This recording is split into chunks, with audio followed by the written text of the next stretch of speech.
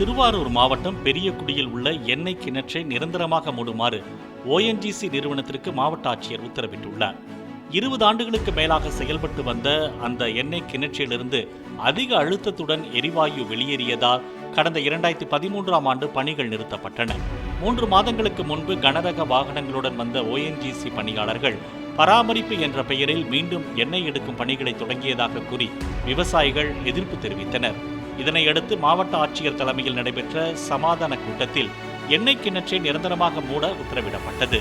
கிணற்றில் நிலவும் எரிவாயு அழுத்தத்தை முழுமையாக வெளியேற்ற 39 நாட்கள் ஆகும் என்றும் அதன் பிறகு கிணற்றினை முழுமையாக மூடுவதற்கு நடவடிக்கை மேற்கொள்ளப்படும் எனவும் ONGC சார்பில் தெரிவிக்கப்பட்டது. அதை மேற்பார்வையிட ஆட்சியர் தலைமையில் 8 பேர் கொண்ட குழு அமைக்கப்பட்டுள்ளது.